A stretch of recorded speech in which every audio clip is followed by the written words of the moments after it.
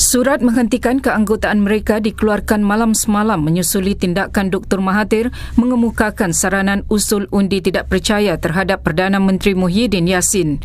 Bagaimanapun, usul itu tidak dibentangkan semasa sidang Parlimen pada 18 hari bulan lalu kerana dihaskan untuk mendengar ucapan yang di-Pertuan Agong.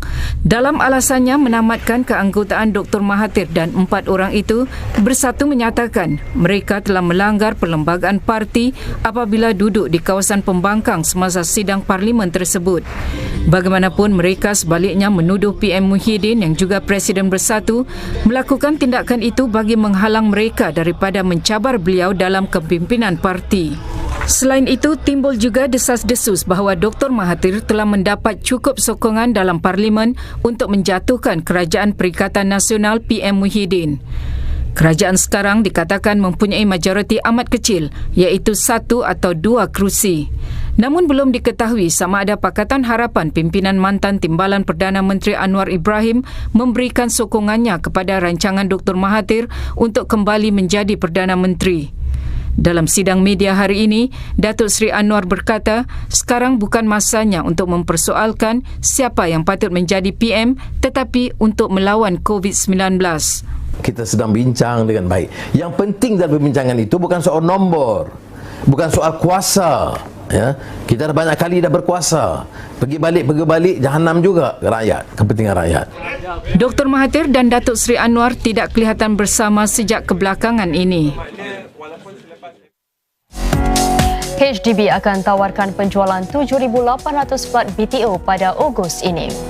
Ikuti juga nanti ketabahan seorang wanita muda bekerja menghantar makanan untuk bantu biaya rawatan ibunya.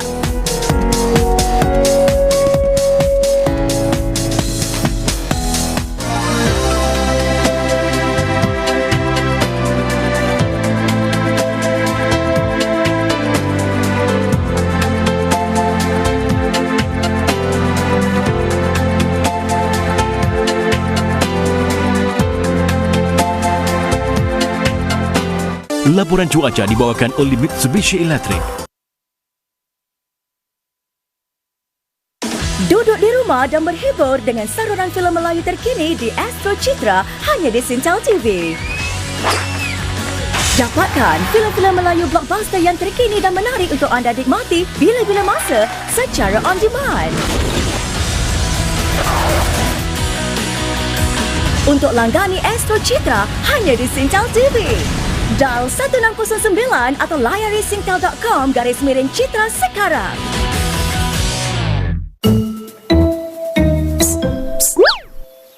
Sinilah. Oh. Nak ke mana tu? Saya kedai. Kita sebenarnya ada pesanan penting untuk awak dan kawan-kawan. Pesanan penting? Beli tok mana? Oh, ada. Pakailah. Yalah. Memanglah meriah dan seronok untuk kita kunjung-mengunjung sesama kita di hari Lebaran ni. Mestilah. Dan namanya Hari Raya, kan? Tapi kita perlu ingat bahawa kita harus tetap mematuhi sekatan nasional berhubung perhimpunan di tempat awam dan privat. Dan kita tangguhkan dulu amalan kunjung-mengunjung buat sementara waktu ni. Tangguh? Kita masih perlu melindungi mereka yang mempunyai risiko jangkitan yang tinggi. Lebih-lebih lagi warga emas kita, termasuk ibu bapa dan datuk nenek kita yang sudah lanjut usia. Biasanya daya ketahanan warga emas sangat rendah. Lebih-lebih lagi kalau mereka ada penyakit kronik lain. Jika terjangkit COVID-19, buruk padahnya untuk mereka. Bahaya. Awak nak ke mereka tu terkena jangkitan virus yang berbahaya ni? Takkanlah saya nak mereka dijangkiti virus tu pula. Amalkan langkah-langkah keselamatan. Contohnya, warga emas tak perlulah keluar rumah. Tetap amalkan jarak selamat. Amalkan salam mufti. Dan untuk tetap memelihara silaturahim, gunakanlah teknologi untuk berkomunikasi. Baru saya faham. Saya pun tak nak keluarga saya pula yang memulakan kluster jangkitan yang baru. Ancaman COVID-19 ini adalah sesuatu yang mesti dipandang serius. Perjuangan menentang virus ini belum lagi berakhir. Kita raikan keriangan, tapi kita perlu sentiasa menjaga keselamatan. Selamat Hari Raya, maaf zahir dan batin. Pesanan ini dibawakan kepada anda oleh SG United. Terima Terima kasih Singapura atas pencalonan wira di balik tabir anda. Masanya sudah tiba untuk anda buat pilihan. Layari sginvisibleheroes.com dan pilihlah wira yang anda fikir wajar untuk menerima peks hadiah istimewa. Raikanlah wira-wira kita yang telah berjuang untuk Singapura. Undi wira di balik tabir kegemaran anda sekarang.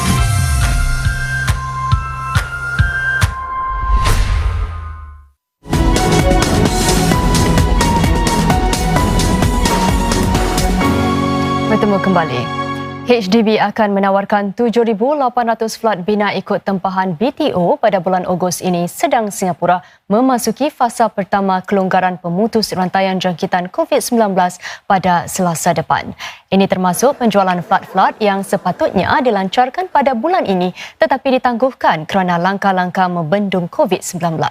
Flat-flat yang ditawarkan bagi bulan Ogos termasuk di Ang Mo Kio, Bishan, Choa Chu Kang, Tampines dan Tengah. Lagi 5,700 flat akan ditawarkan pada bulan November. HDB mengatakan beberapa projek BTO dijangka tertangguh sehingga 6 bulan. Ini kerana kerja-kerja binaan yang tertangguh serta langkah-langkah pengurusan keselamatan ketat di tempat kerja. HDB juga akan menyambung semula khidmat pelanggan pada Selasa ini tetapi hanya dengan temu janji. Para pegawai HDB akan menghubungi langsung pelanggan kerana sistem menetapkan temu janji elektronik masih digantung. Golongan belia yang ingin menyumbang kembali kepada masyarakat semasa tempoh COVID-19 boleh memanfaatkan geran pengubah mudah untuk memulakan inisiatif-inisiatif baru. Geran ini adalah sebahagian daripada $30 juta yang diperuntukkan oleh Majlis Belia Kebangsaan. Ia bertujuan membantu golongan belia merealisasikan visi mereka untuk negara ini dalam masa 5 tahun akan datang menerusi perancangan tindakan belia. Satu projek yang sudah memanfaatkan geran ini ialah Code for Corona, iaitu satu acara hackathon secara maya untuk golongan belia mempelajari serta membina peralatan teknologi demi mencegah COVID-19. Pasukan yang memulakan inisiatif ini berkata ia juga dapat menggalak belia lebih celik teknologi dan juga semangat keusahawanan. Saudara, sambutan Aidilfitri tahun ini sememangnya berbeza ekoran pandemik COVID-19. Tempoh ini lebih mencabar lagi bagi lulusan baru dari institusi pengajian tinggi yang sedang mencari kerja. Kami bertemu seorang anak muda yang cekal menyara hidup keluarga meski bekerja sambilan sepanjang lebaran bagi menampung kos perubatan ibunya. Sedang remaja seusianya menyambut lebaran di rumah di tengah-tengah pandemik COVID-19. Namun, beginilah sambutan Hari Raya Aidilfitri bagi Graduan Politeknik Singapura, Umi Sabrina Khamis. Rutin harian beliau selaku penghantar makanan bersama Deliveroo ini bermula sejak setahun lalu setelah ibunya didiagnos dengan penyakit bara payudara tahap 2. Demi membantu menampung kos perubatan ibunya itu, Umi Sabrina sanggup berkorban meredah cuaca hujan dan panas dengan motosikalnya ini sepanjang Ramadan dan Aidilfitri ini. Namun, beliau tidak pernah mengeluh. Dalam fikirannya, hanya terbayangkan wajah ibunya. Menyokong saya lah untuk bekerja, untuk mendapatkan pendapatan yang lebih.